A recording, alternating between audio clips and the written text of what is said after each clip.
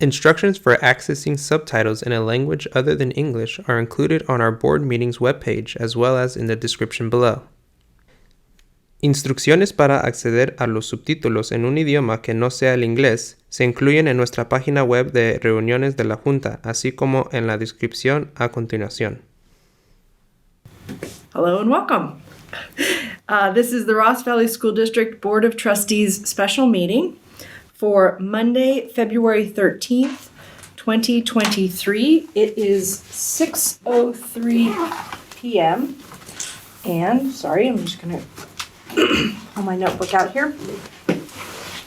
It is 6:03 p.m. And I'm going to go ahead and call our meeting to order. We are here in the district office with all four trustees. And as such, we're gathered here on the unceded ancestral lands of Coast Miwok people of present-day Marin and southern Sonoma counties, and we honor with gratitude the land itself and all of its ancestors, past, present, and emerging. As we do in every meeting, including special meetings, we start with our procedural items, which is the Pledge of Allegiance. And I'm just going to note tonight that the peaceful transition of power takes many forms in our democracy. And tonight we are engaging in one of those forms. So with that, I would invite you all to stand and say the Pledge of Allegiance with me. Okay. I pledge allegiance to the flag of the United States of America and to the republic for which it stands, one nation, under God, indivisible, with liberty and justice for all. Thank you. We will now adopt the agenda and time allocations. Any questions about our agenda this evening or time allocations? If not, I will entertain a motion to adopt. So moved. Motion and I'll second. a second. All right, Ryan? Aye. Rachel? Aye. Shelley? Aye. And Chris? Aye. Aye. All right, we have our agenda. Our next item is communication and correspondence. Mercy, we do have one. It is not about any of the agenda items on tonight's agenda. Okay. But it was received. You all have it. It's the email exchange that came last week. So this is where we just put our communications with the board on our board docs so that they're transparent to us and the community as we go forward. All right, so tonight, on to the presentation and action item for tonight, which are the trustee candidate interviews, which is an action item this evening. And I will go ahead and turn that over to Marcy to get us oriented. Great, thank you all. And I do want to make note that tonight we had a withdrawal of one of our applicants, and so Brian Hogan will not be interviewing tonight. Brian, I do see you here. Thank you so much for coming this evening.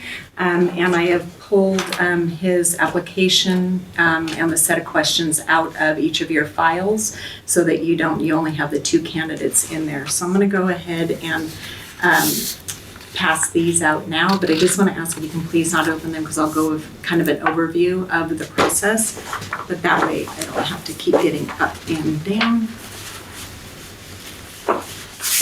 Thank you. Thank you.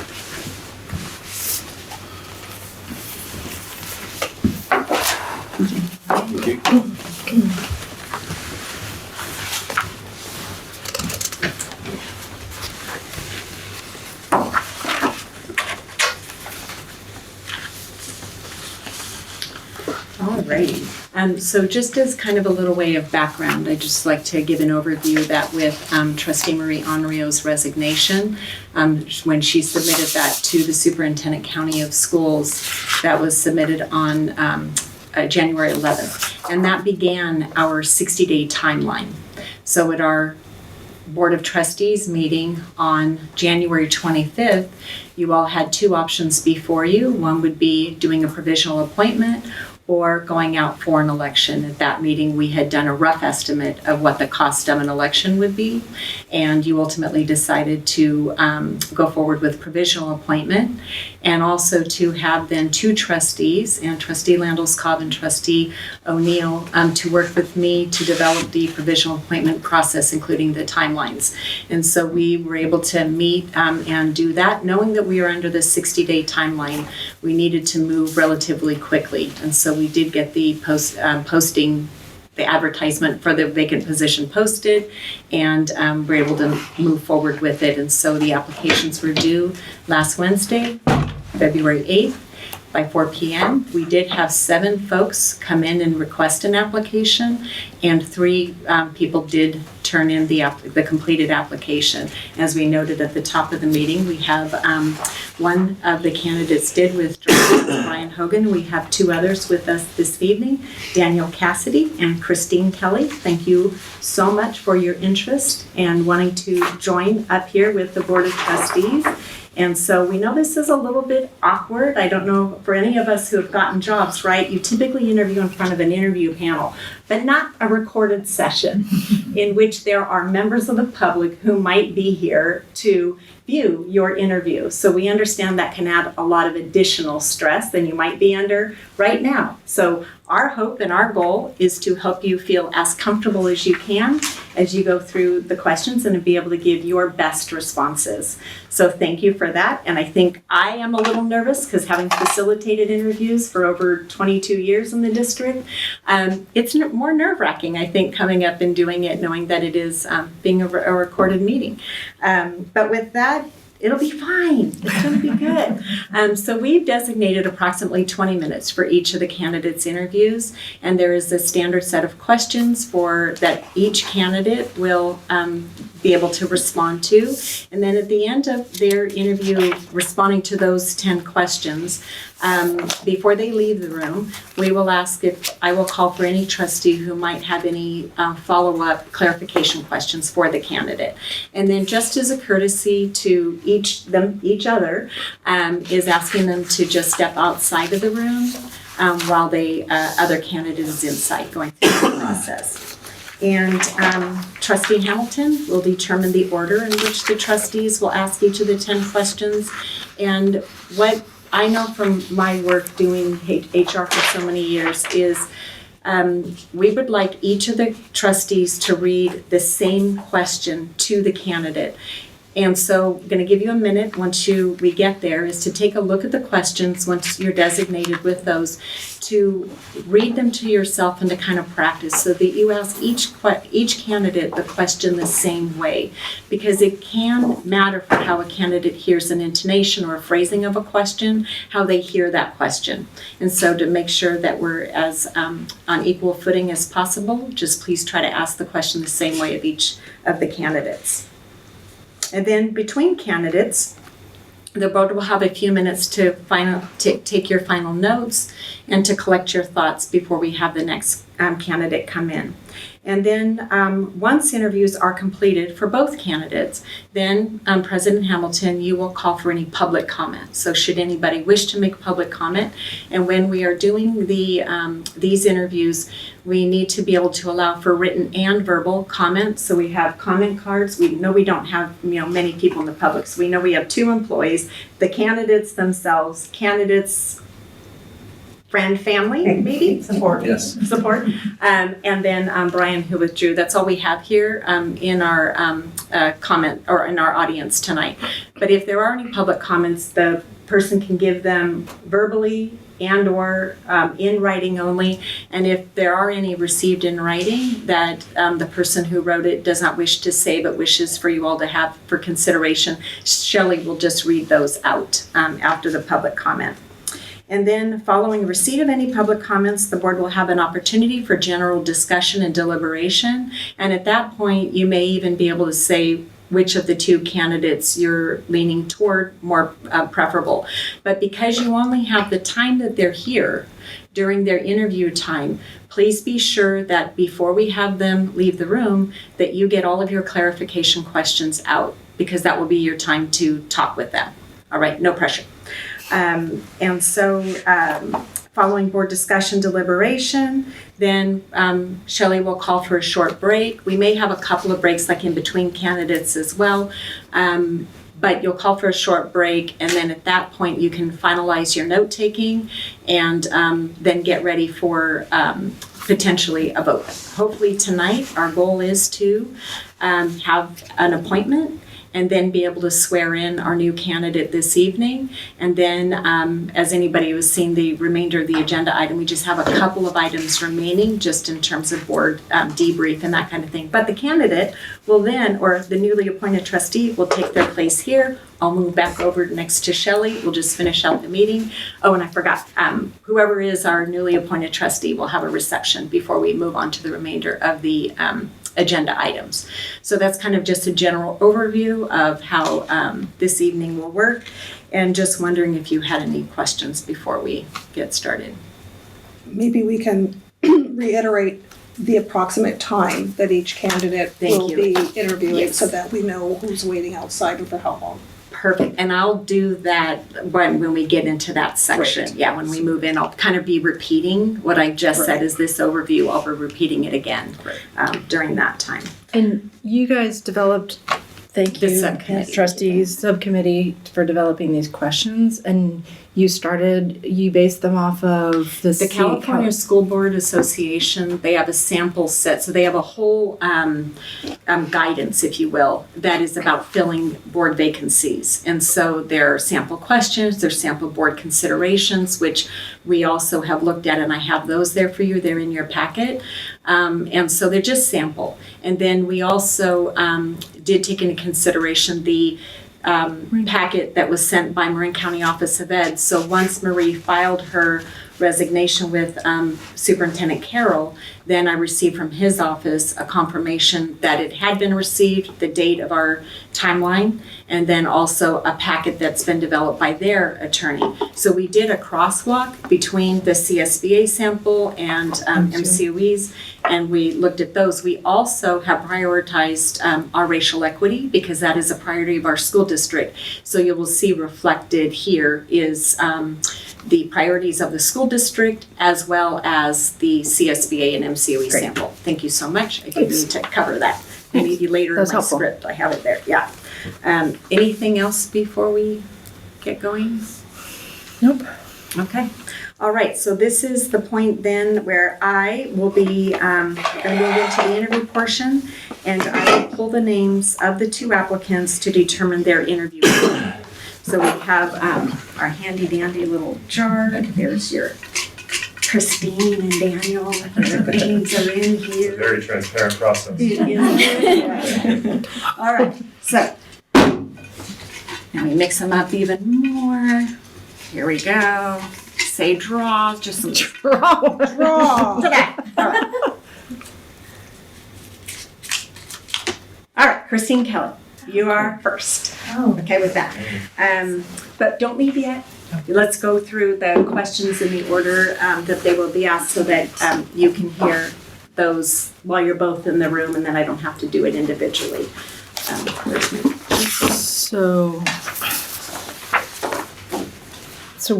now open your packet, please, and you'll have a set of questions for each of the candidates. And so there's their application packet and the questions. And so I did two sets. They're the exact same questions, but each of the candidates' name is at the top along with your name as the interviewer and today's date. And that way you can take your notes directly on the question sheet. And if you wish, you don't have enough space as an example, you can flip over the page and just note the number that you're on and continue taking notes onto the back side. Okay. I'll give people just a second. So there's 10 questions, and we're each going to ask the same question. So I think we should just go in a clockwise order. And if I'll start. Okay. So if I started and we went clockwise, You want to just call off the number Sure. then next, so if, then I would be question 1. okay. Rachel, you would be question 2. Ryan, you would be 3. Chris would be 4. I would do 5. Rachel is 6. Ryan, you're 7. Chris, you are 8. I'm back to 9. And Rachel, you end at 10? Yep.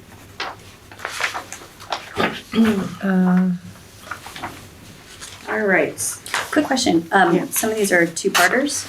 So how would you prefer us read these questions? I would read it all the way through. The candidate will have the questions in front of them Okay. at the table so they can follow along. But I would read it all the way through and let them, because they can take a look at it, and if they have any like clarification, they need some assistance, like, can you repeat it?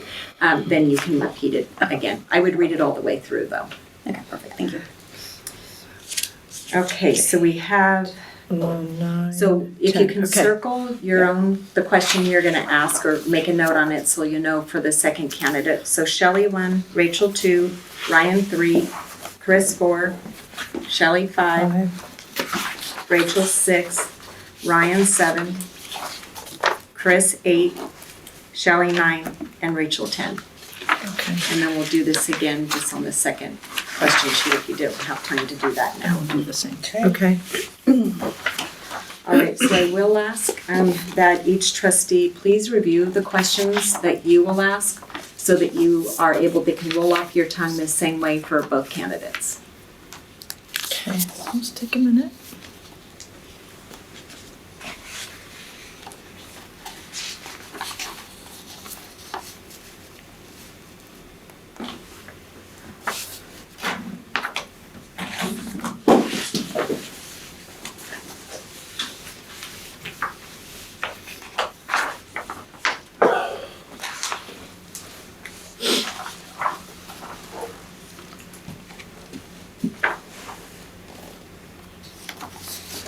Ready, if we're ready, you can go ahead and. So Daniel, this will be the time that you can head out into the foyer. Thank you. And Christine, if you want to come on up. And then we have some water here for you. We have the questions for you to read along because this is not a short-term memory test. Okay. And so you're more than welcome to read along with each of them, but as you've seen, each of the trustees will ask you the questions that have been determined for them. Okay. And get comfortable because that chair looks a little high. You've got armrests that you can adjust. This is Comfortable? great. Thank Okay, you. sure. All right. And so with that, I just want to be sure Time frame. that I'm going to keep track of the time, and so I'll note when we have 10 minutes remaining. And just to note, it is an approximate time. We understand that some of the questions may take a little longer than others to answer. So knowing that, and knowing that we want time at the end of the 10 questions for you to be able to, it's a final question, I'm just going to say it here. If there are 9 formal questions, and then the follow-up, which Rachel has, is just basically if there's anything that you would like to add related. And so that'll be the follow-up. And then the board may have some clarification questions for you. So in order to get through the process in about 20 minutes, looking at about 1.5 minute response per question. Perfect. Okay? That's a great guideline. 1 minute. I wish there was a yeah. little timer here, but I can use my phone I can do that if you like and 1 and minute. set it up. and just time in, time out. Okay. All right. Thank you. All right, just want to be sure we're all, Do you want to do 10 minutes? yeah. Tell me when you're set up and ready.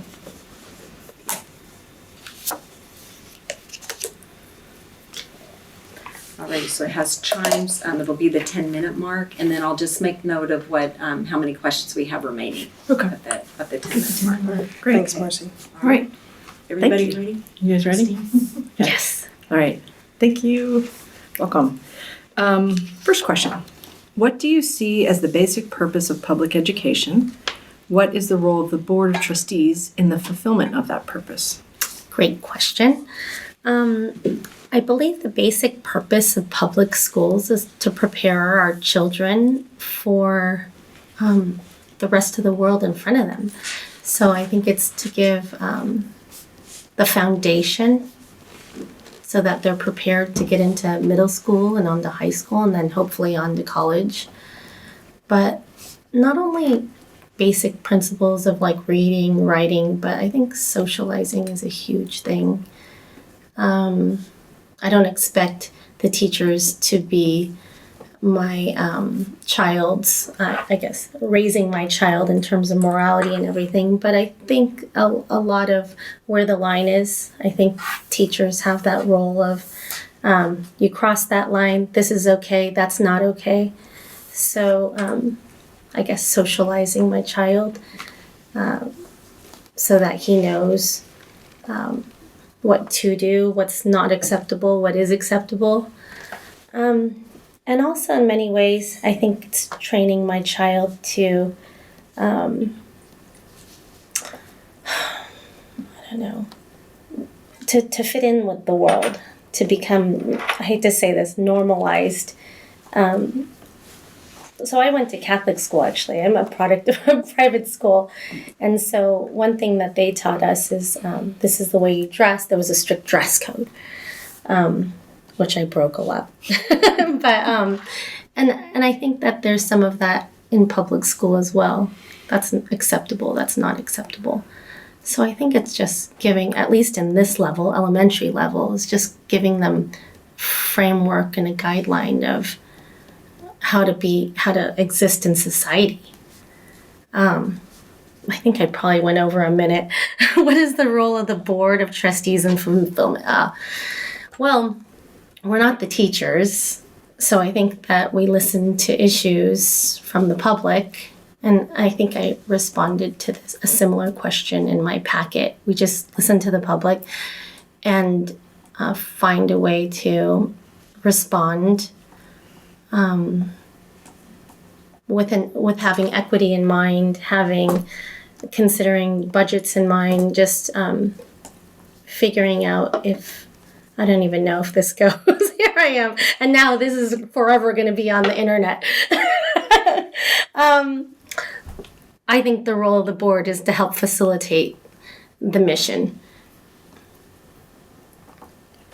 Thank you. Thank you. Second question, what would you like to accomplish as a board member? Which is your highest priority and why? I mentioned very briefly out there is just my voice. You guys are doing an excellent job. You guys are committing your time, which I believe is the most precious commodity in this world. You can't get it back. It's done. It's gone. So it's just my voice, my person. So what do I have? I have a strong sense of equity, balance, fairness.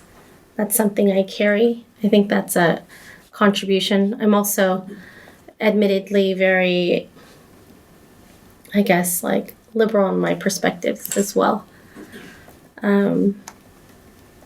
I like to see all sides represented. What would I like to accomplish? I guess have that carried out in any decision that we make. What's my highest priority and why? I guess listening to all voices. And I just believe that's important because I have a strong sense of wanting the voiceless to be heard. So listening and hopefully responding to those voices. Are you done? Yes. As a trustee, what do you see as your primary purpose or primary role? How will you fulfill that role both as an individual and as a member of the Board of Trustees? So you mentioned trustees. So in my mind, right away, it triggered something that I'm a trustee. I have an attorney-client trust account. So as a trustee, I'm beholden to guard, make sure something is secure. The question just evoked in me my roles as an attorney to protect, to keep secure. That's what came out.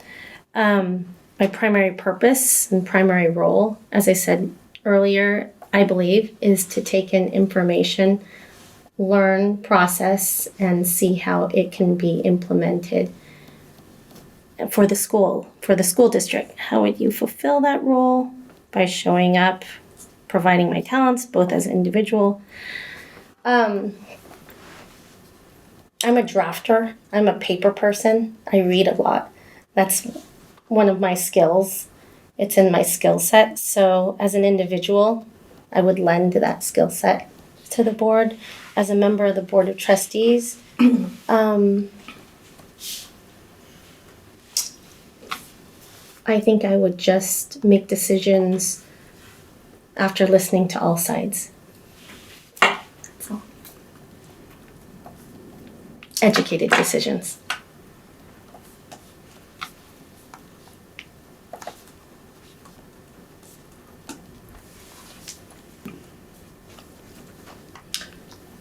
Okay, question 4.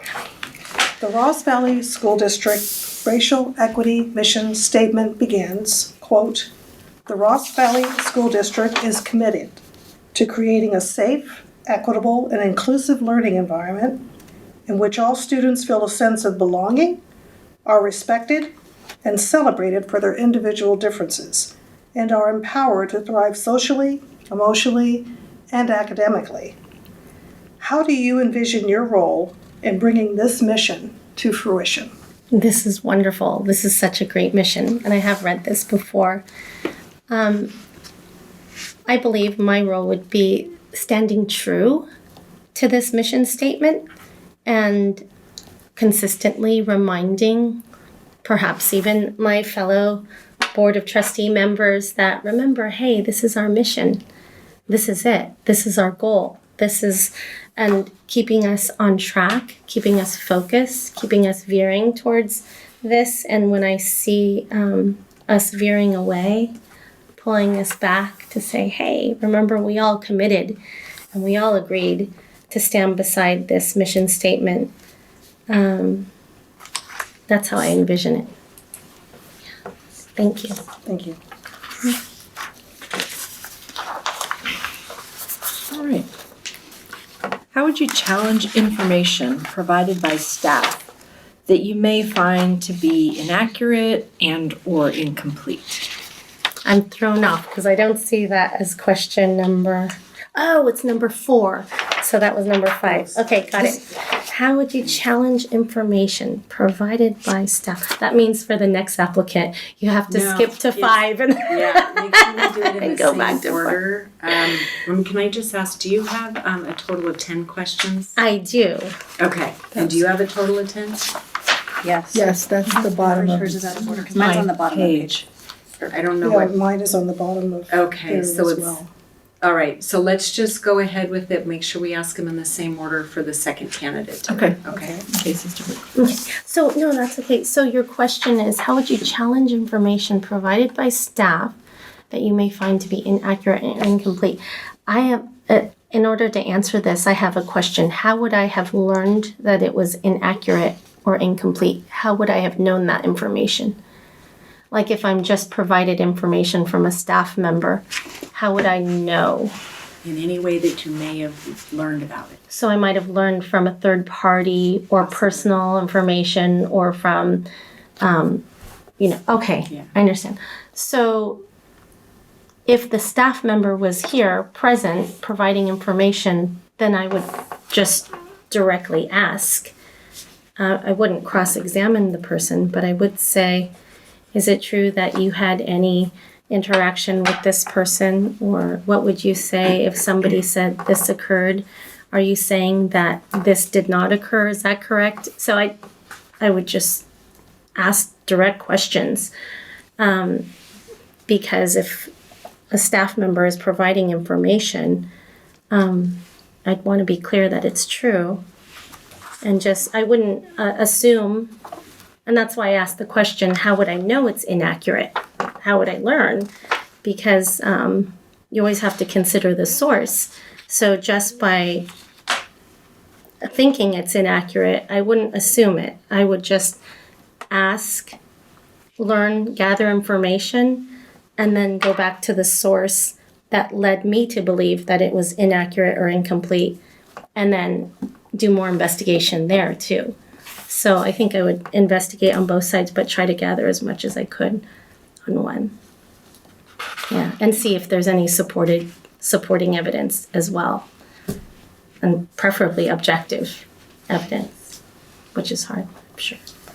And if I can just add before we go on to the next question, what happened was your questions have a header on it because I wanted a space to write, and so I realized there wasn't much room at the bottom at all to write a response to the equity question, so I switched them, but I forgot to do that on the candidate sheet.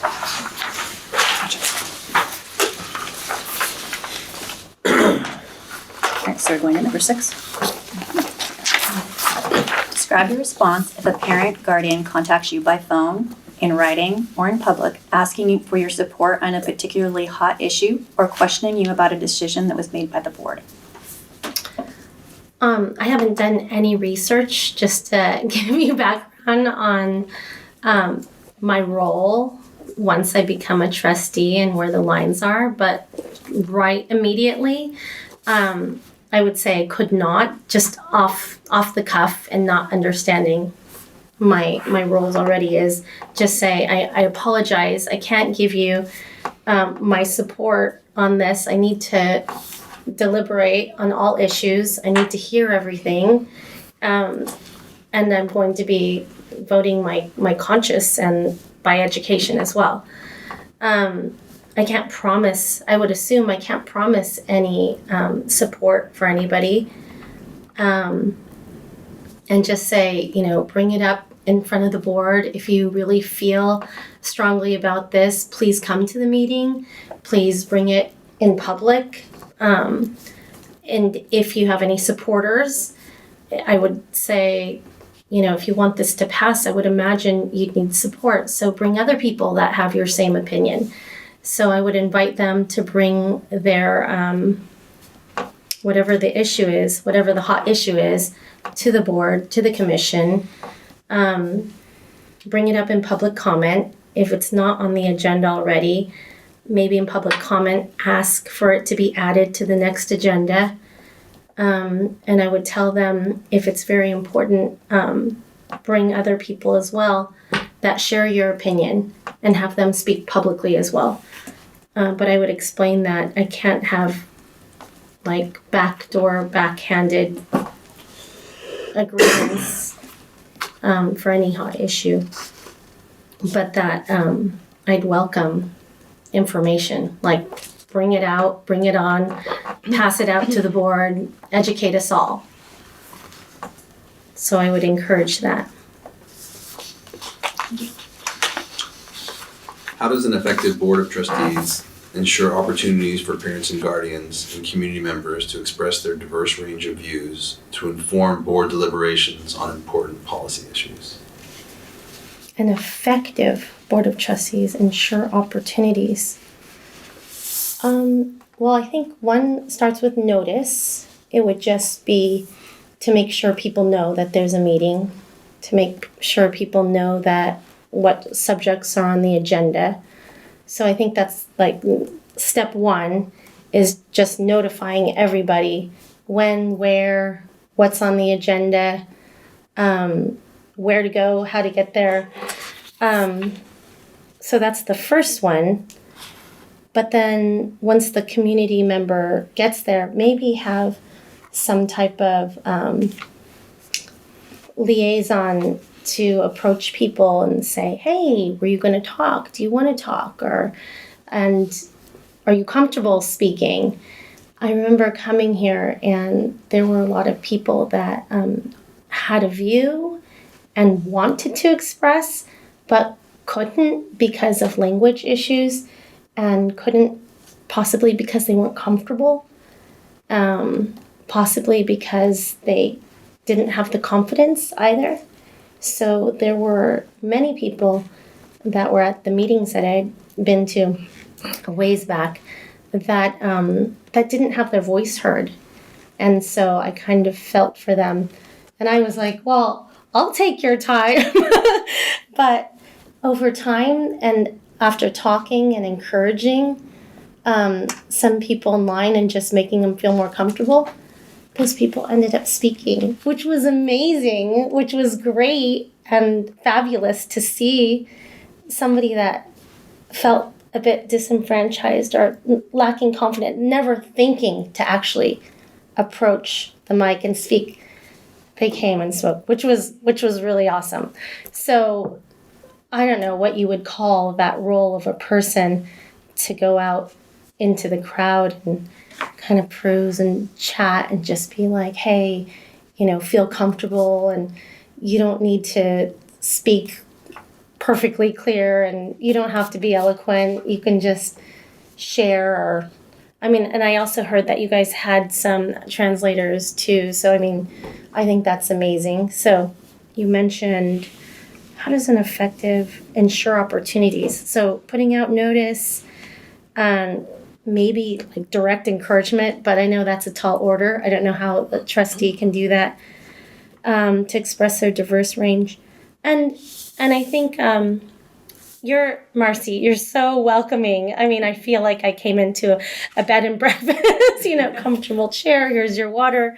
I think that hospitality that you expressed to me, that's lovely. I think that in and of itself is a good way to get people to express their diverse views, saying, hey, whatever you say, it's welcome, it's fine, it's okay. You don't have to be our best friends. Just say it, express it. You don't have to be on the same track. Don't feel limited. That kind of thing. Yeah. Marcy could say it in her hospitable way. That's it. Thank you. Number 8. Identify a recent board decision that you felt strongly about and describe how you would balance community concerns, student needs, state and federal law, staff considerations, and your personal value and beliefs to determine how to vote on the issue. Oh, that's a good one. That's a really good one. I'm gonna talk about the children's center. And I admittedly, I haven't been to many of the meetings since the meeting that we had at Wade Thomas. And at Wade Thomas, I went to that meeting, and I remember everybody at that meeting was saying, we were walking with the children's center. And so I thought, oh, wow, job done. Everything's great. Everything's wonderful, because there was a lot of continuity, support, and that was great. And so I hadn't gone to any meetings after that. But I did hear, I thought that was great, that board decision to have more time. I felt very strongly about that. Sorry, my husband's calling me now. About that subject for many reasons. I have many friends, my son's friends, that go to the community center, the children's center. And I think it's just so important to have a place for kids to go, for kids that are children with single parents. That was big for me. I think that I have a big, strong bee in my bonnet for equity. So for that particular subject, and also I have a strong view on, and I mentioned this before, being a voice for the voiceless. I want people to be heard. I want people to have that safe place. Sorry, is that 18 seconds for the going. whole Yes, thing? But just keep Oh no, so I'm done with 20 minutes. No, we're not going to cut you off. Okay. It's an approximate time, Sorry. so just keep going. Okay, Yeah. sorry. So that one I felt very strongly about, because I I want to see all people welcome, supported, have a place to go, and feel like Ross Valley School District is their place too. That they have a place at the table, that they're equal, that they're wanted. Geez, sorry, I didn't think I'd have my flag flying, but here I am. But yeah, so. But at the same time, I want to say that despite my my all-encompassing views, which may be perceived as quite liberal, I do always listen.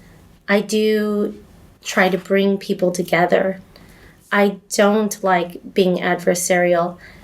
I want my view as a practicing in my profession as well is bringing sides together.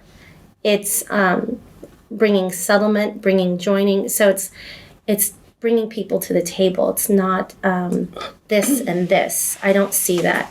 I believe that there's a common view for everybody to want this. I don't think my ideas are so crazy and so off. I believe that most families want a safe, secure place for all their family together and to feel welcome. Anyway, thank you.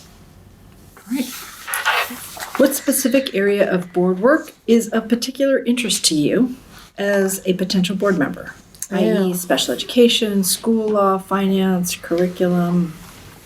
Well, I do already a lot of law and finance, and so because of that, I'm very interested in curriculum and special education, actually.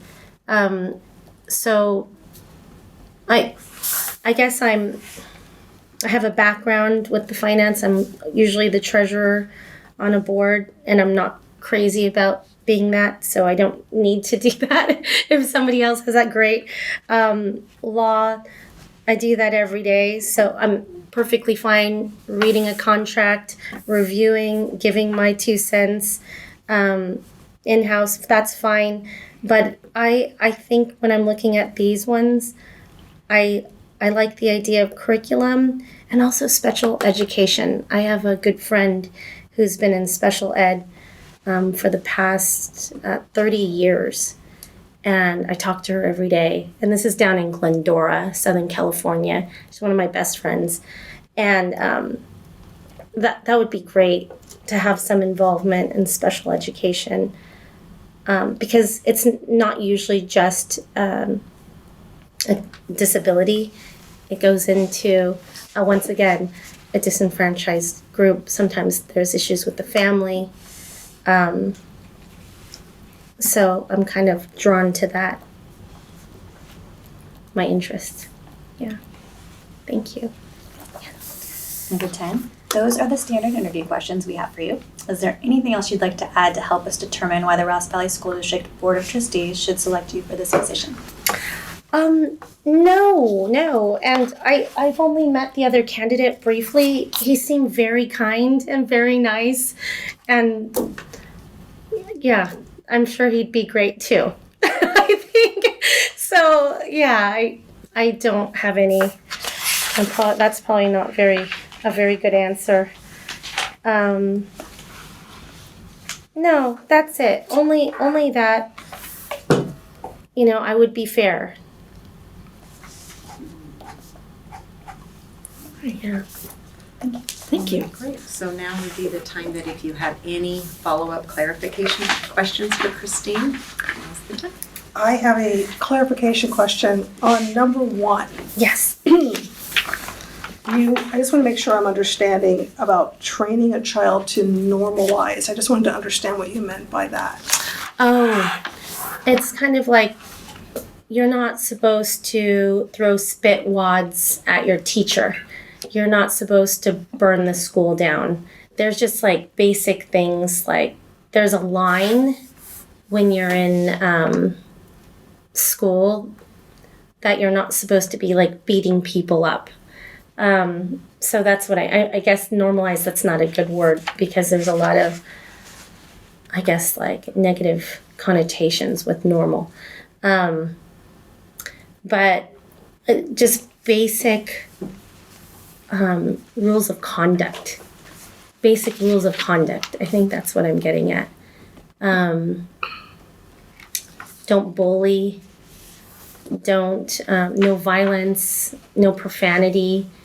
So I would like to see a school district ensure that my child isn't, there's a line there. He does this, he's going to get in trouble.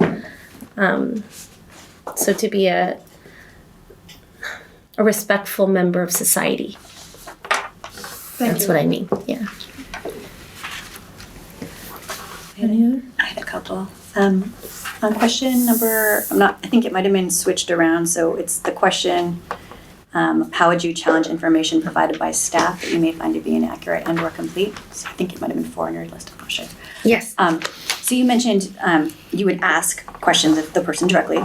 I was just wondering, when would you ask those questions? Like at what point would you ask those questions of the person? Okay, so it would depend when I'm presented with information from a staff member. Like in what way? So was I emailed? Was I emailed directly? If I was emailed directly, I think I need to bring it up with you guys. I'm sure like I said, I haven't done any research. You guys are giving me a blank. no cheating. But in what way was I provided information from a staff? Was I walking down the street and they came up to me? And if so, I would take and gather information, present it with you, and say, how do we deal with this? Likely. Like if it was brought in front of a public forum and the staff member presented it in a public forum and I had already known or thought I heard something different and I was given an opportunity to ask questions in a public forum, I would ask those questions in a public forum. If I wouldn't cross the line, if it was something very sensitive, I would just ask, nothing leading. It's hard to answer without a specific example.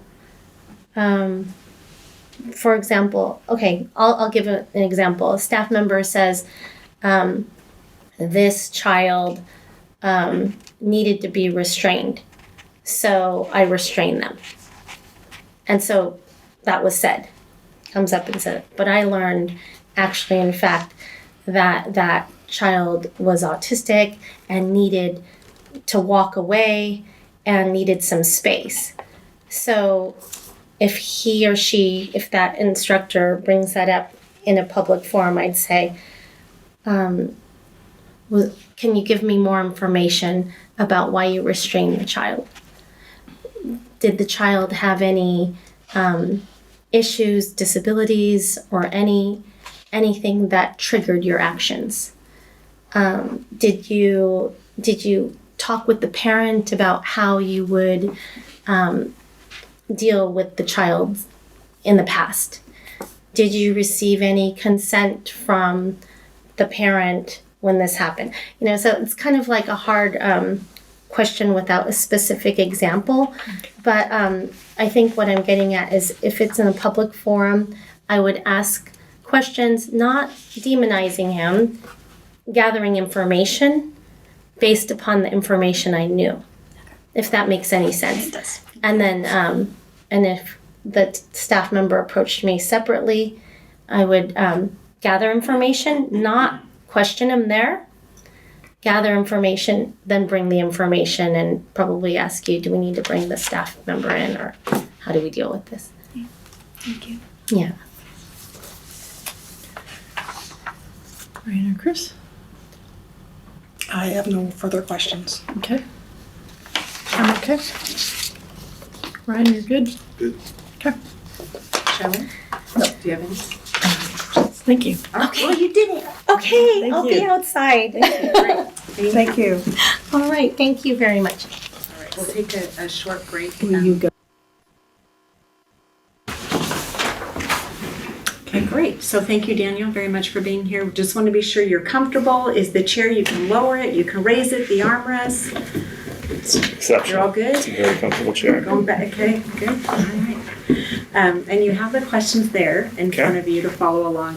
And what we taught during the last candidate's interview is that when I was formatting the questions, I have a set for the trustees with a header. As I mentioned prior to the interviews coming in, that they have their name and your name at the top. So with that, when I was looking at the format, it messed up the formatting. So as you're going to see, we've got it fixed now in terms of how we're going to ask it.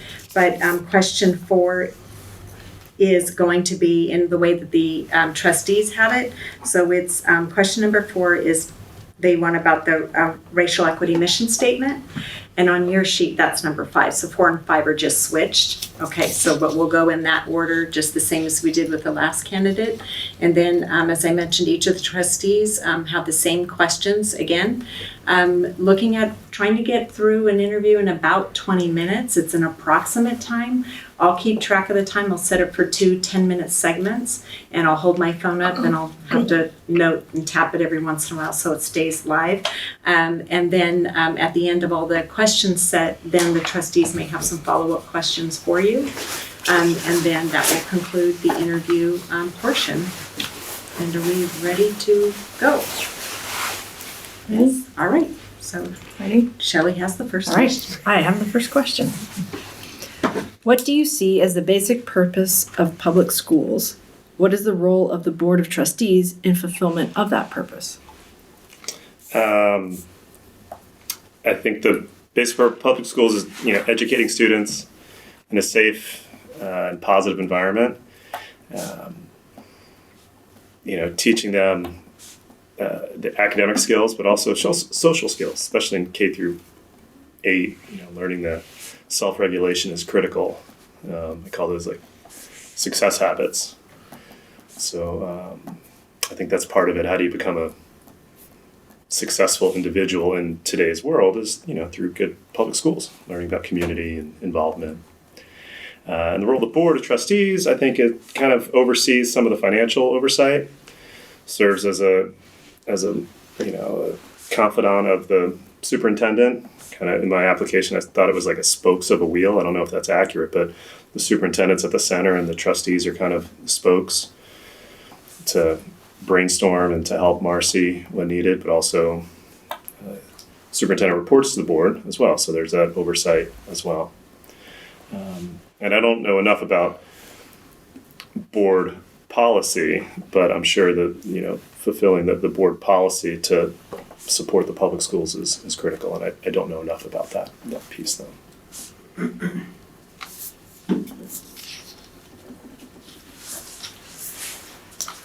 Okay. What would you like to accomplish as a board member?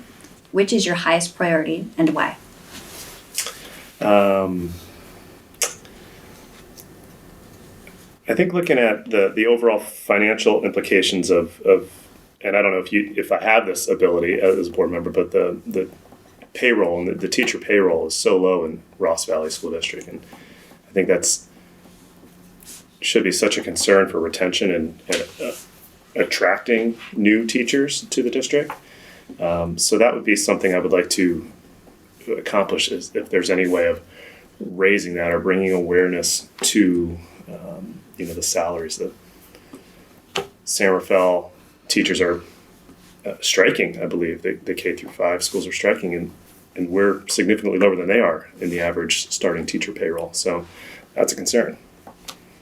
So I think that would be a high priority, just to learn about the finances behind salaries for teachers and staff.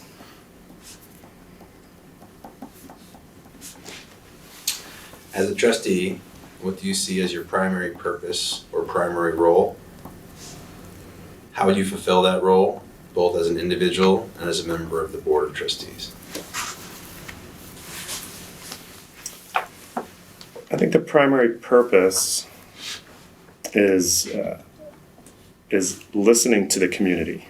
Right? There's been a lot of things brought to the board over the past 6 to 12 months that I'm more aware of now, and so really being that listener of the community of what's going on, how is it affecting them in their day-to-day experience in the district. And then advising Marcy on ways that I think I or we as the Board of Trustees can move forward to enacting some of that, some of those comments the community has, some of the things that they want addressed, and to bring that forth to the district. I think that would be one of my roles that, as a member of the board, is just really listening and taking that in, and then doing what I can to support the community.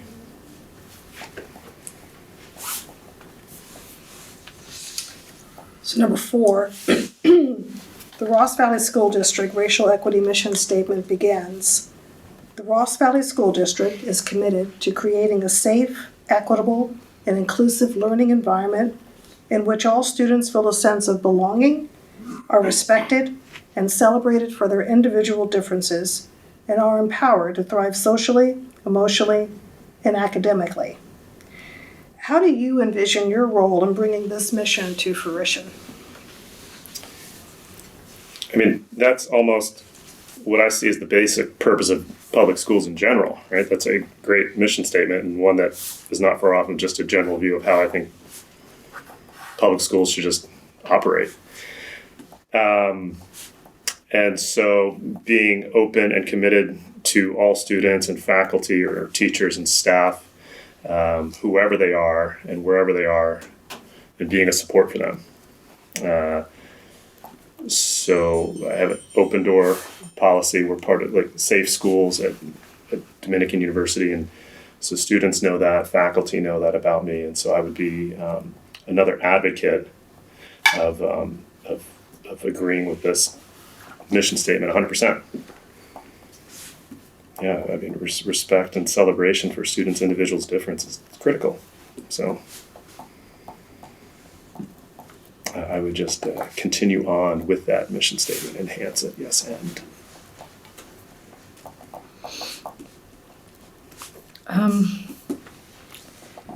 How would you challenge information provided by staff that you may find to be inaccurate and or incomplete?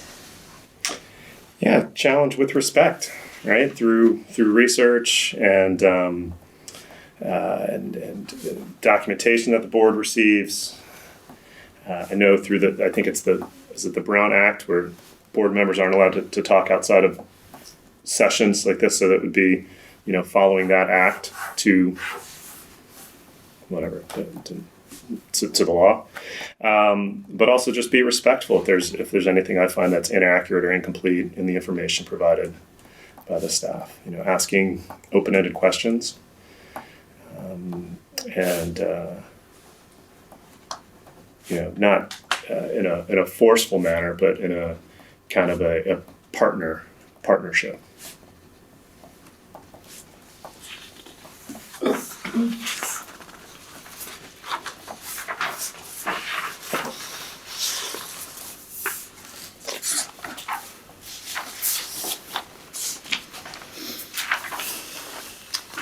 Describe your response if a parent, guardian contacts you by phone, in writing, or in public, asking for your support on a particularly hot issue or questioning you about a decision that was made by the board.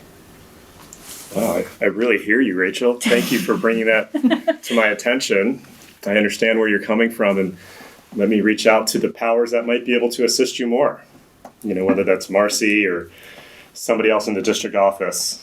But it's just through listening and empathy, and not saying, yeah, let's do it, let's find a way, because you got to be more balanced, right? And so it's just really just listening and reassuring that person that they've been heard, and then passing that information on to the appropriate people, whoever that may be, and then encouraging that person to come to the next board meeting. Make this a public statement and comment, and how can we work together, but by no means saying yes or no, right? It's not my decision to make. I think my position would be that of just somebody who's listening to the community. How does an effective board of trustees ensure opportunities for parents and guardians and community members to express their diverse range of views to inform board deliberations on important policy issues? Yeah, I think you have to have a tough, thick skin, right? I've talked to some friends that are in similar positions, and you have to be able to just listen, with an open mind. And so I think an effective board member is something that you don't take things personally. It's not you that's making these decisions, but you're part of a broader team and working with the superintendent. But yeah, you have to have an open mind, and I think a thick skin at times. Just that way, it's not personal.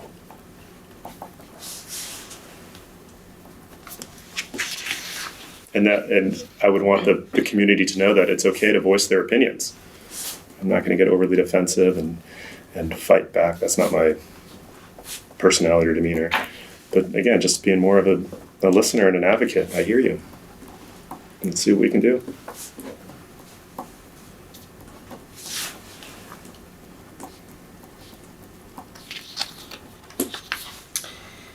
Identify a recent board decision that you felt strongly about and describe how you would balance community concerns, student needs, state and federal law, staff considerations, and your personal value and beliefs to determine how to vote on the issue.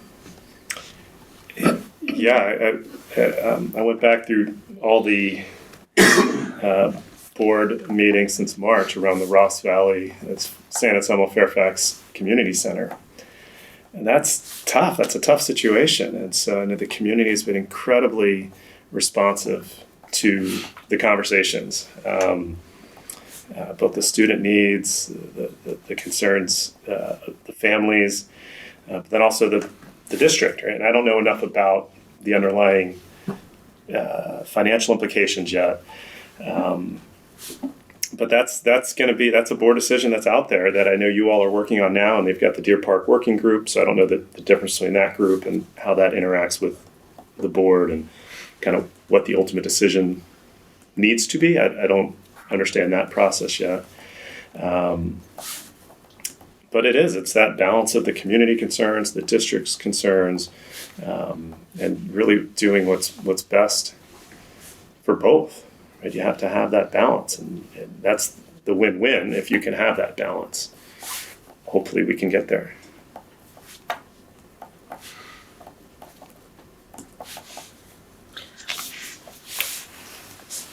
What specific area of board work is of particular interest to you as a potential board member? For example, special education, school law, finance, curriculum, that kind of stuff. Are there others, or should I choose one of those four? Up to you. Okay. Curriculum is always interesting to me, being an educator. I don't have a strong finance background, but I do think the finances are a critical component of just of interest. Right? How are the taxpayers spending their dollars? Where are they going? How are they being utilized efficiently and effectively? And how are we meeting the needs as a public school district to satisfy both the students and the teachers and staff? So that's an interest. It's not a skill set, as my wife will attest to. But the curriculum and the kind of the overall education is more of a skill set. So there's that potential of being involved in any way, really, that I can help the district.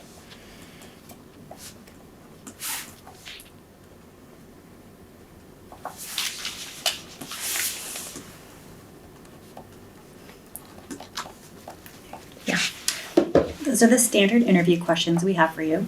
Is there anything else you would like to add to help us determine why the Ross Valley School District Board of Trustees should select you for this position? I believe in education. I'm an educator at heart. Education's always been my true north, and I think I put that in my response. It's what I wanted to do coming out of high school. I wanted to be a high school teacher. Until I student taught, I said, I can't be a high school teacher. 22. But I've always been in and out of education, and it's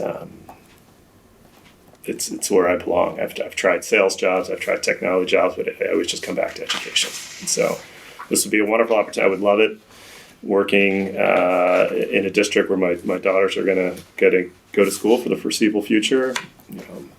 My family is here. This is where we want to be. It's a wonderful part of the world to live in.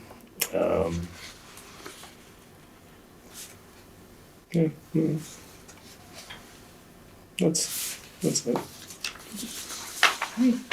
All right, so those are the end of the questions. And trustees, if you want to kind of gather and take a look at your notes and see if you have any follow-up questions, clarification questions for Daniel.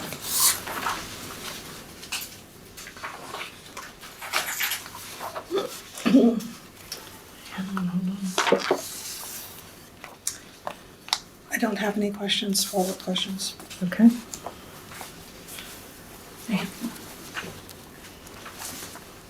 Want me to go ahead and ask? Any other question? No, I don't have anything. Okay. So I had one question. On question, I think for you, and it's number 5. It's how would you challenge information provided by staff that you may find to be inaccurate and or incomplete? My question was, at what point would you, or like where would you, or when would you ask those questions? Whenever I was allowed to be.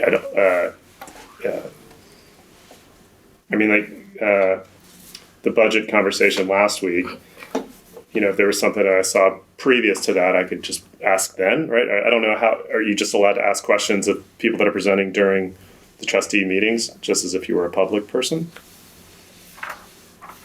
Reply.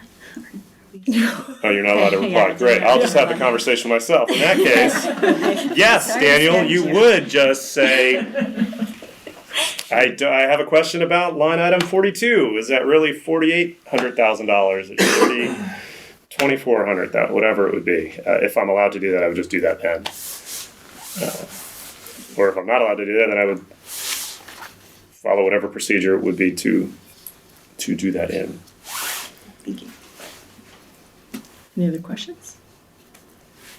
Ryan? Nope. No? Okay. I think we're good. And we are finished with the interviews. Yes. You're done. Thank you. How do you feel? Not quite. We still have public comment. Oh, we do. At least with the interview question. The interview part. Alrighty, so now, because we want to be able to get Christine back in the room, do you feel like you need a little bit of a break now before we move on? Any public comment? No, I think you can bring her in. Alright. Well, then, if you don't mind. Go back with the public. Can I knuckle myself? Check.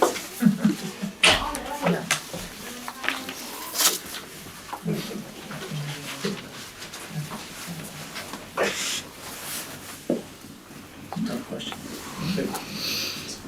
Really good question.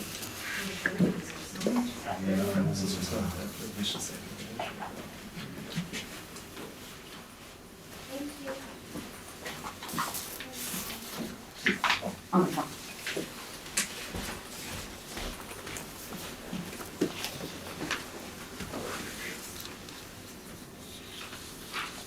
I think she's just gathering her Oh, things. I okay. think she's doing a little work. So they got quiet and I was like, oh, I'm forgetting something I'm supposed to do. Wait. I feel like we're on like a reality show or something. You're like,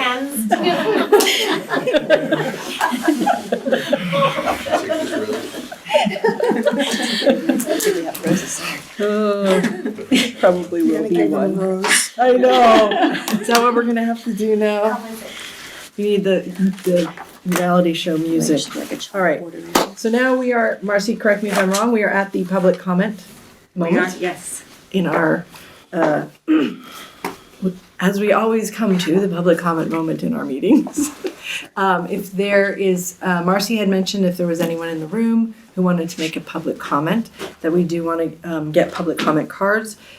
For this particular item, we are also taking public comment in writing. If somebody would like to make a comment and just write it down, you're welcome to do that as well. So if you would like to make a public comment? Do we have any cards from the? Anybody want to make a public comment? I will, yeah. All right, Great. absolutely. Just go ahead and fill out one of those cards so we'll have it on file. Okay. And then you'll have, just with your name, and then you'll have 3 minutes. Are you going to want to speak verbally on it or just? Verbally, yeah. Verbally, okay. Yeah, so go ahead, Chris. Show. What? Go ahead then, sorry. Go ahead with it? Okay. Sorry, with the 3 minutes Yes, that you were starting right. to talk about. So go ahead. So you'll have 3 minutes. Give us your name and affiliation, and you'll have 3 minutes at the public podium for public comment. Can I complete this after? Yeah, you don't have to write in. We want just your name. That's fine. All right. This is a little nerve-wracking here. You all do an excellent job. But before Well, how do you think they felt? I know, exactly. I can empathize. So before I give Well, public looks comment, I like- just want to thank you for your service. Would you My state name is your Zach name? Larrick. Oh yeah. Could you give us your name and Zach affiliation? Larrick. Thank you. I am a father of 2, one current student at Hidden Valley, one soon-to-be student at Hidden Valley next year. It's been an incredible experience for my son. He's had a great time at Hidden Valley, and I want to thank you all for your service. I see Teresa's name on emails constantly. Yes, thank you for your emails as well. I'm just here to vouch for Daniel's character. We worked together on the San Anselmo Preschool Board. He actually was the reason that I joined the board. I think this was about 2.5 years ago. And we both sort of managed through some really difficult times at the San Anselmo Preschool through COVID, through the shutdown of the school for 2 months, supporting the teachers, supporting the staff, and ultimately working together to formulate a plan to bring both students and teachers back in a way that was manageable and that we were able to open the school, which was great for all the students, the teachers, and everyone involved. Daniel has always been very community-minded, and he's an educator at heart, as he mentioned. I think that shows up in both his service to the community, but also as a friend and community member. He's somebody who, when we first moved to San Anselmo, where I live today, he was the first person that we met. He was standing outside of his house, greeting seemingly everybody that ran through the neighborhood. And he's just a really strong community builder, but he does so in an authentic way. So I really appreciate him as a friend, as a community member, and I think he would make an excellent addition to this board. That's it. Thank you. All right. Anyone else? Am I allowed? Yeah. It's You're a public member of the meeting. community. If you wish to make Anyone? public comment, yes. I'll fill mine out after as well. Hi, everyone. I'm Carrie Cassidy. I am married to Daniel. I'm also a member of the community, Brookside parent. I'm on the YES board and the site council at Brookside. Just want to share that we're both very committed to the community and committed to creating time to give service in our community. I know you guys give a lot of your time. Clearly you're here in the evening. And I just want to know that we find that balance to make sure that we can create the time within our lives to give back to our community. Daniel is, like you said, an educator at heart. He's pretty good at finances. He's a little hard on himself, but he is just very excited. I don't think you'll find someone who's done more research on being on a board of trustees, talking to, as he said, to friends and family members, anyone he can find to get them to learn the process and learn about what it means. Listening, he's had his ear pods in for the last week, listening to all the past board meetings. So just someone who's going to be thoroughly prepared and really create a partnership with all of you. So thank you. And thank you for your service as well. Like Zach said.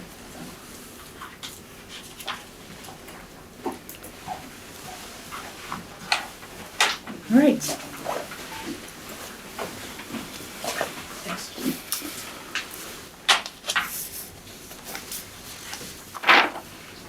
All right, so now we will bring it back up to the board for discussion. I don't believe there's anything else in between that. No. I just want to, before we start talking about you, just want to thank both of you deeply for even stepping up and offering yourselves to our community for a position of service. So I really appreciate you doing that and coming here tonight, making yourself vulnerable, talking about who you are, answering all of our questions. So really appreciate both of you doing that. Thank you. And now we will talk about you because we do have a tough decision to make to fill this position. So we're going to go ahead and move into conversation and deliberation. Share your thoughts.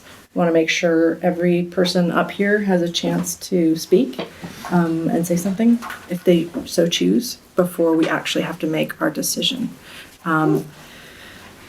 Do you all want any time to look at your notes or anything, or get your notes out to go ahead and have a conversation? So I'm just going to grab my notes out, and then I will just open it up.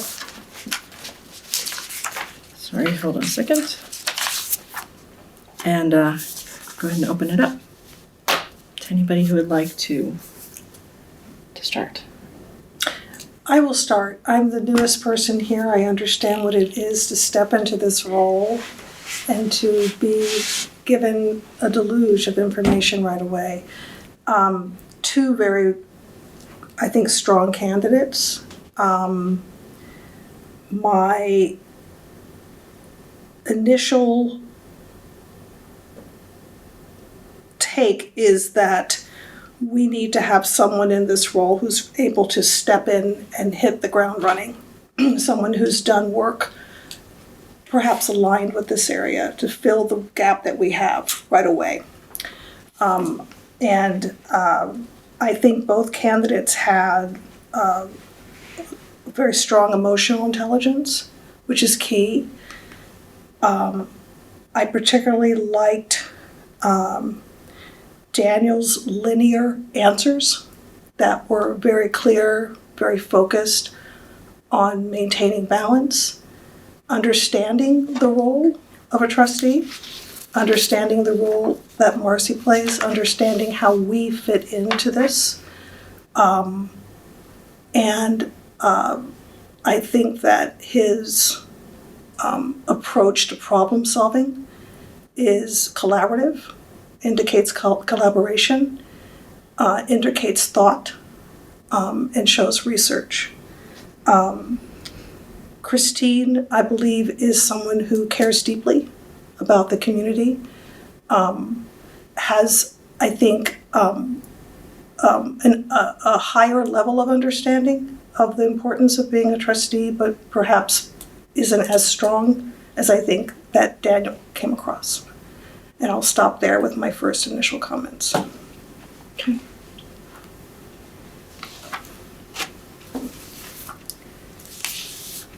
I have to say that I got the same feeling from the interviews that we went through. I felt that I know all of us were given, our emails were given out for people to reach out to, for people to contact us with questions if they wanted to come to this role, if they wanted to know what it was like to be in this seat. Because honestly, when I came into it, I did the same thing. I wanted to talk to everybody I knew before I filed papers to run for this seat, because I wanted to know what I was getting myself into, time-wise, energy-wise, emotionally, because it does take a toll. And so I wanted to make sure that I was prepared. And so for me, I did have Daniel reach out to me and ask me questions about my role and how many hours I spent doing this, and anything else that I had to learn coming up in this position. And I think that the research and listening to the board docs the board recordings for several months, that's really key, because you need to know what you're getting into. I mean, we've sat through those meetings, and so I know what it was like, and I want other people to know what they're getting themselves into. But I agree, both candidates were very strong, and I really appreciated how much they both really care about this position. And it's, you're volunteering a lot of time to come and do something that, it's sometimes people call it thankless, but I don't really think so. When I look at the kids on those playgrounds, I don't feel that way. But you have to be able to take that step back and see, I'm not doing this for the meeting part. I'm doing it for those kids and the teachers and the people at the schools. And so that's what you have to keep in mind. And so I think that going through the effort ahead of time, even if you're not sure you're going to get this position, to me that matters, because I did it before I was going to do it, and I thought that was really important. So that was just kind of my first impression as well. Yeah, I had similar impressions of passionate people. I felt a lot of passion. I was struck by succinct, clear communication from questions, from Daniel's questions. And I think it's both about how you deliberate, but there's a lot of communication among us here at the dais and then also with the community. So that was something that caught my attention, as well as the showing up and doing the homework. But I think they're both strong candidates, and I really felt a lot of Christine's passion coming through, and her voice, and the idea of really listening to, I wrote it down a couple of times, really listening to all voices. I felt I heard her mention that, which is also very important, to be able to listen to all of the multiple voices that we hear in the community, because we end up having to wrestle with many different perspectives and then figuring out a pathway through. So I felt that came through. But the background, the homework, and the succinct part with Daniel, I think, is really strong and much needed. So Definitely appreciate the communication, like the very direct, concise, especially because a lot of times some of these things are very hard to convey. And so it's nice to be able to have something and be able to explain it to somebody who may not have as much time behind the studying as other people. So that, I think that could be a useful trait. yeah. Especially a lot of things are complex that we deal with. Yeah. Being the oldest trustee on this board, and actually following what our role is before I was even elected as a town councilman, I remember doing something similar like this in public to volunteers such as yourselves. And it's not comfortable, but it is the way to do it. And at the end of the day, we have to make uncomfortable choices every day, as most elected officials have to do. As a young man, I learned the importance of diversity. And having too many like minds is a weakness, I've learned. Finding people that are different from you brings out the most diverse ideas, and for me personally allows me to understand more about how a decision is being made, and it makes me sleep better knowing we covered more ground because we thought differently.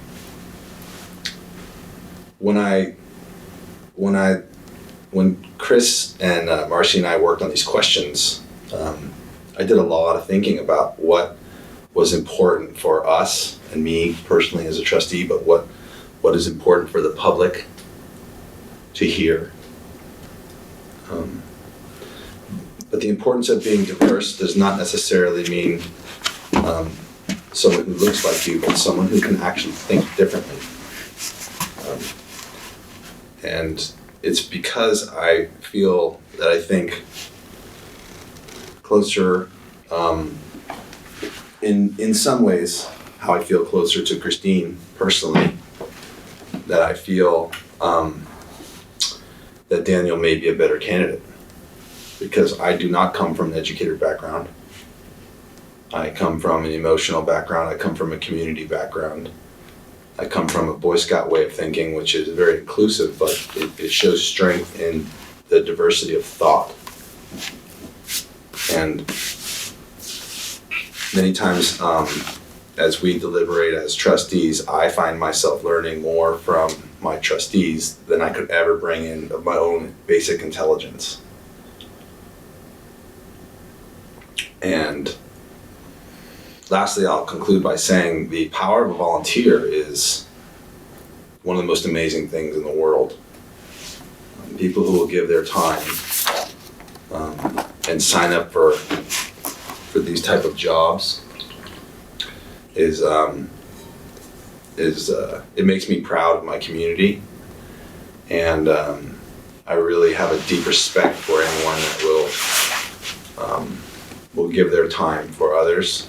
And to jump on what Rachel said is that I think it's really not about this. It's really about when those kids come in the meeting that it reminds me why we do what we do. And the importance of our role is not necessarily for us, of course. It's for those children, and it's for those community members that trust that we would make those right decisions. And I'll rest right there. So I will say that one of the non-feeling parts of our job, for example, we come from, some of us are deep feelers and some of us are, you're talking about the diversity of thought, is the understanding of the financial component, which Daniel raised, which really resonates with me, because at the end of the day, that is a primary driver on the decisions we can and cannot make, and our ability to be level-headed and make these decisions knowing that in our hearts we would like to do something different. And that is a very difficult place to be up here. I think for myself, coming in as a new trustee, my eyes are still wide and bright, and I'm still full of hope. But the reality of what that hope can achieve is in numbers. Always comes down to that.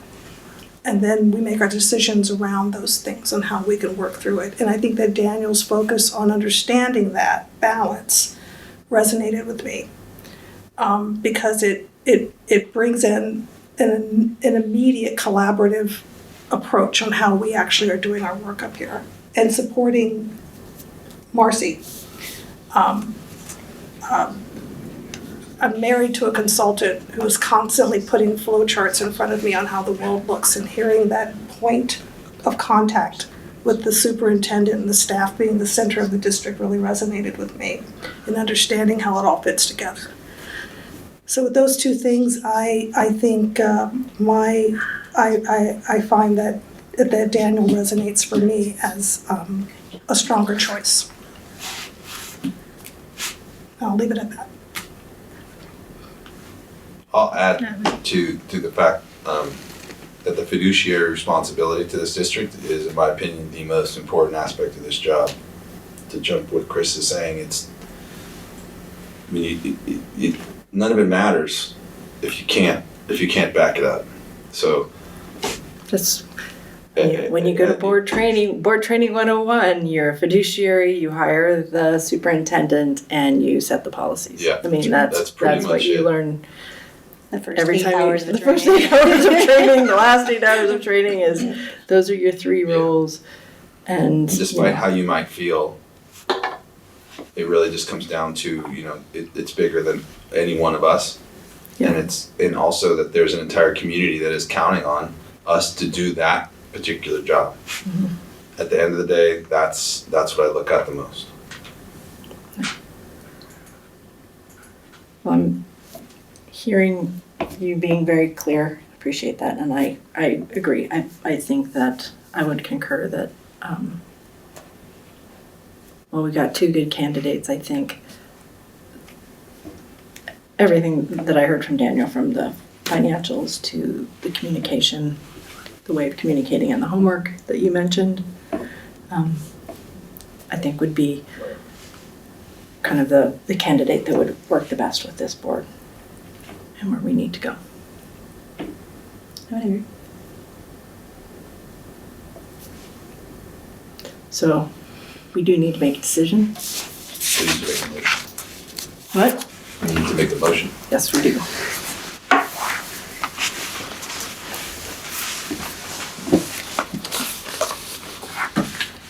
Would you like to craft your statement in the form of a motion? I make a motion that we vote to elect or nominate Daniel Cassidy as a new trustee to the board, or Ross Valley School Board.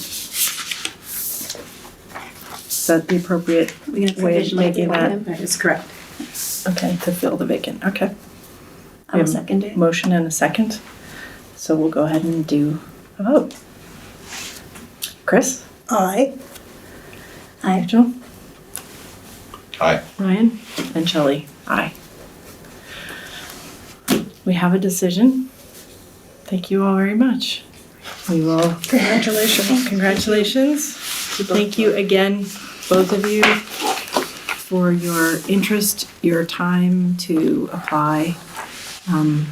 We do have elections every 4 years, so. Every 2 years. Every 2 years, sorry, every 2 years with our rotations. So, please consider this as you move forward, Christine. And thank you. No, sorry. But really, congratulations. So now, And if I can just add, Yes. so the length of the term for you, Daniel, is the remainder of Marie's term. So that is beginning now. Tonight, we're going to swear you in. And then you'll be taking a place up at the dais here. Our next regular meeting is March 1, but you will start immediately as a new trustee of the board. So February 2023, the election is November 2024. But based on the way the education code reads, I was going to put those together, the education. Is that you'll stay serving the term likely sometime into December of 2024 based on, and then of course you may choose to run in that election in November 2024. So you may be back, just like Ryan, he was reelected by the voters. So yeah, here we go. all right, you are now subject to the Brown Act. You are. We're going to do a quick training for that. But now if we can take a quick break, we do have a reception and we would love for you all to stay to thank our candidates and you too, Brian. Oh, we will do this. Oh yeah, we got to do the swearing in. Okay, Yes. all right. And We I have to do the thank swearing you in. for reminding me. I was just want to move on to the little party. Okay, so let's do the swearing in. Is this, And so there is the oath of office that Daniel will need to take. I might have it here. I may have moved it over.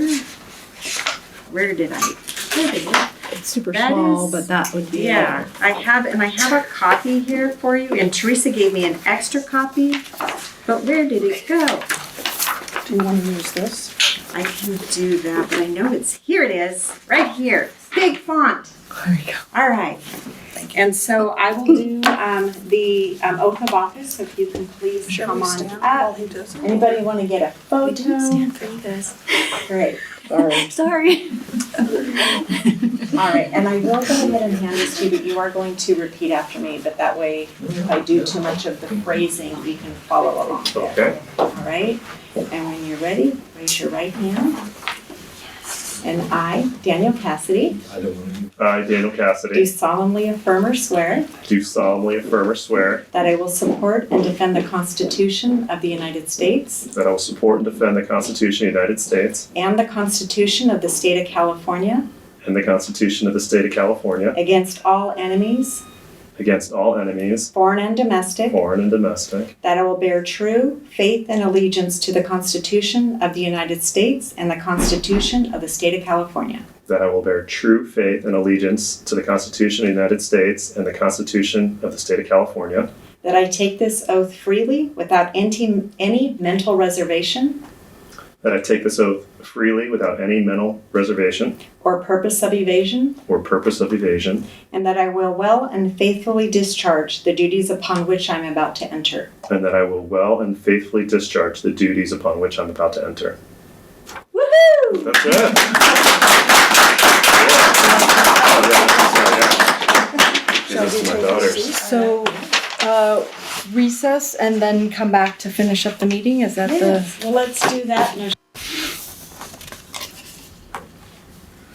All right, it is 7:51 and we are coming out of our reception, welcoming our new trustee, Daniel Cassidy, to the dais. Welcome up here to the dais this evening for the very last part of our meeting.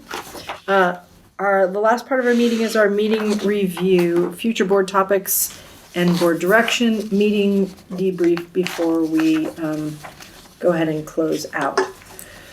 So with respect to future board topics and board direction, do we need to have any conversation around at some point we need to come back to what we talked about last time, which was doing like a board retreat.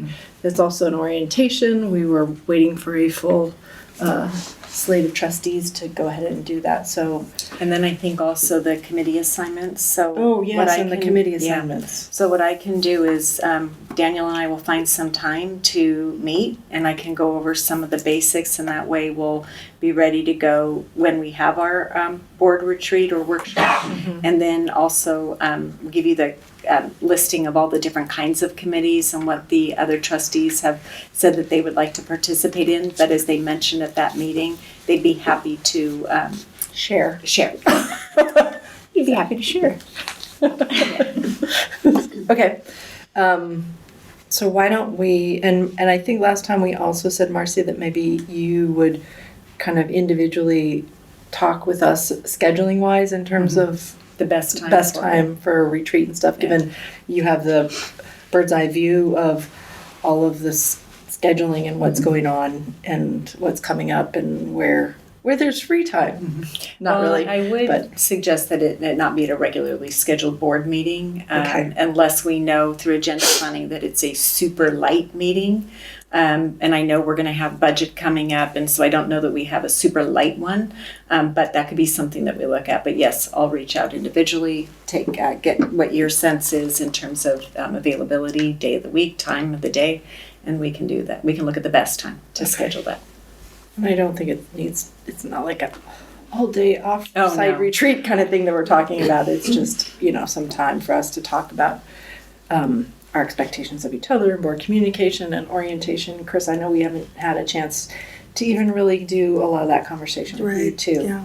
So I think that would be a good time to check in on that, which kind of is around the meeting debrief item, which is more of a whole process debrief moment, because oftentimes that meeting debrief comes at the end of the meeting, and tonight we're at 8:00, but sometimes it's a lot later, and so it's maybe not, we don't always give ourselves enough time to have that kind of conversation. So Question on the retreat, are we bound by the Brown Act for a retreat where we have to record and?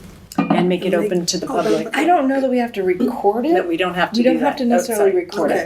it, but it does need to be open. Open, okay. It does need to be open to the public. And if there's somebody who wants to make a comment, they can, but we don't record it. Okay. Any other questions about, is there any other topics with new trustees that we, I can't think of I can't anything think of this anything. evening. okay. All right, then our next meeting is coming right up. March 1. March 1st. We have agenda planning tomorrow, and at that agenda planning, we're going to look at both the March 1st and March 8th board meetings because they're back to back. Okay. And I saw that you both are able to attend that, so I'm Yes. not needing to step in. Okay, great. That is true. All right. No other meeting review items, then we can, before it's 8:00 at 7:55, adjourn the meeting.